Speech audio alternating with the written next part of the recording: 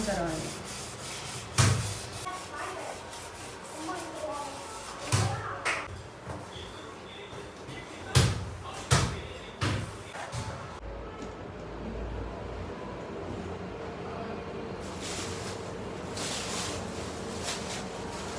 இன்றைக்கி வந்து நாட்டுக்கோழி வாங்கியிருக்கேன்.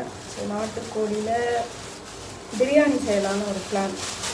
ரொம்ப நாள் ஆச்சு விலாகில் எடுத்து பாருங்கள்.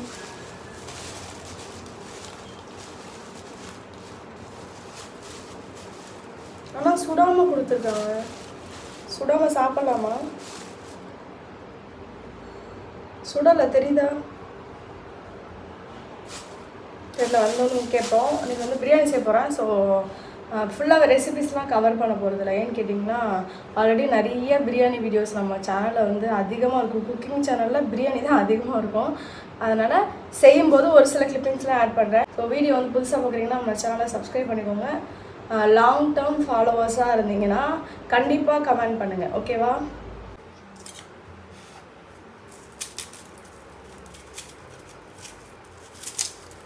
ஆக்சுவலாக இன்றைக்கி வந்து நாட்டுக்கோழி குழம்பு மாதிரி தான் வைக்கலான்னு பிளான் பண்ணியிருந்தோம். சடனாக பார்த்திங்கன்னா கெவின் எனக்கு பிரியாணி வேணும் அப்படின்ட்டான். அதனால் சரி எனக்கு பிரியாணி செய்யலான்ட்டு. இதுமாதிரி கிட்ஸு தான் நம்மளோட குக்கிங் பிளானையே மாற்றிடுவானுங்க.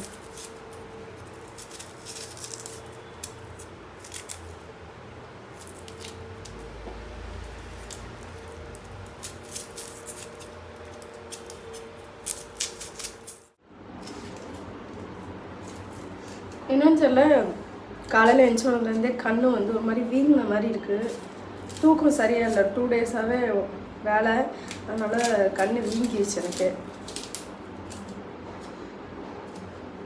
எவ்வளோ தான் தூங்கணும்னு பார்த்துறேன். நைட்டு வந்து ஒரு 10:30 ஆயிடுச்சு தூங்குறதுக்கு. பட் இன்னுமே வந்து நல்லா தூங்கிட்டேன் அப்படின்ற மைண்ட் செட் வரல. ஒரு மாதிரி ரெஸ்ட்லெஸ்ஸாக தான் இருக்குது.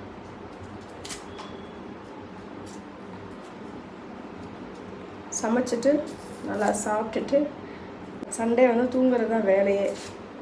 நீ ஃபுல்லாக ஜாலியாக ரிலாக்ஸ் பண்ணுவேன். நான் மேக்ஸிமம் சண்டே அப்படி நடக்காதுங்க. எப்போவுமே வேலை பார்த்துக்கிட்டே இருக்கிற மாதிரி தான் இருக்கும். அதுவும் சண்டே அதிகமாக வேலை செய்கிற மாதிரி இருக்கும்.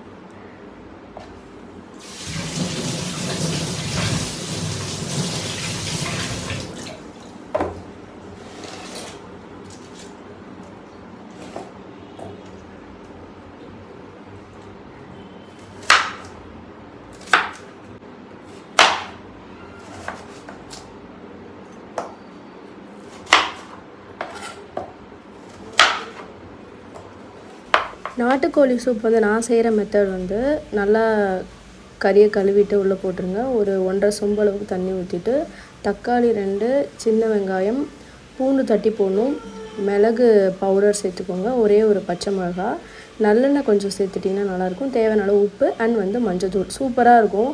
கிட்டத்தட்ட ஒரு 6 விசில் விட்டுருங்க. நல்லா டேஸ்ட்டாக இருந்துச்சு.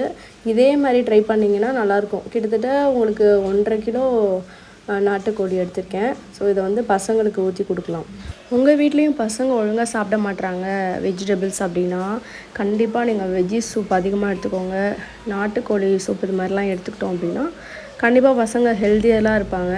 நான் வந்து முருங்கைக்கீரை சூப்லாம் மந்த்லி 4 times ஆகுது பண்ணிடுவேன். அப்படி தான் ஓரளவுக்கு மேனேஜ் பண்ணி கொண்டு போயிட்டுருக்கேன். நீங்களும் ட்ரை பண்ணுங்கள்.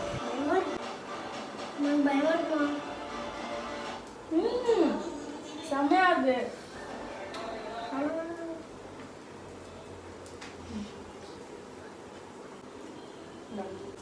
சூப்பர் மாசா செம்மையா இருக்கு கைஸ். நானும் கொஞ்சம் குடிக்கிறேன். ஏன் அங்கே ஃபேன் கிட்ட ஆரம்பி.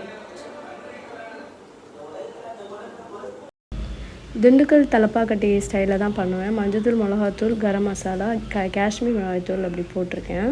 ஸோ அதில் நீங்கள் கொஞ்சமாக வந்து அந்த சூப்போட தண்ணிலாம் ஊற்றிட்டு மட்டனையும் நல்லா வேக வச்சு கொதிக்க வச்சுட்டு தேங்காய் கொஞ்சமாக அரைச்சி ஊற்றிருக்கேன். அதில் வந்து கசகசா, பட்டை, கிராம்பு, ஏலக்காய், தேங்காய் அண்ட் வந்து கொஞ்சமாக கருவேப்பிலை போட்டு அரைச்சி அந்த குழம்புல ஊற்றிட்டிங்க அப்படின்னா செமி கிரேவி ஆகிற வரைக்கும் நல்லா சுண்டை வேக வச்சுருங்க. அண்ட் வந்து இந்த பிரியாணிக்கு இந்த காம்போ வந்து செம்ம டேஸ்ட்டாக இருக்கும். கண்டிப்பாக நீங்கள் ட்ரை பண்ணுங்கள்.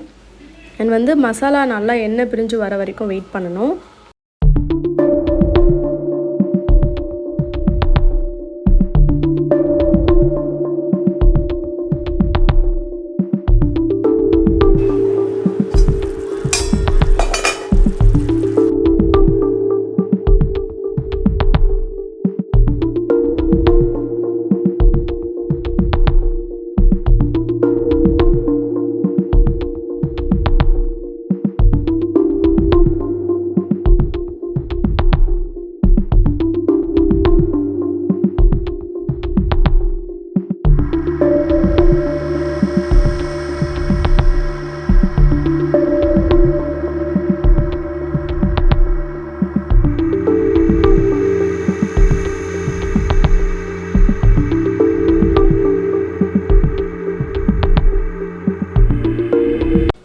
ஓகே மக்களே, இந்த வீடியோ பார்த்த எல்லாருக்குமே ரொம்ப நன்றி. சின்ன vlog தான் போட்டிருக்கேன், பட் இருந்தாலும் எல்லோரும் சப்போர்ட் பண்ணுங்கள். தேங்க்யூ ஃபார் வாட்சிங். அடுத்த ஒரு சூப்பரான வீடியோவில் பார்க்கலாம். அதுவரை நான் உங்கள் சுஜிதா. பாய்.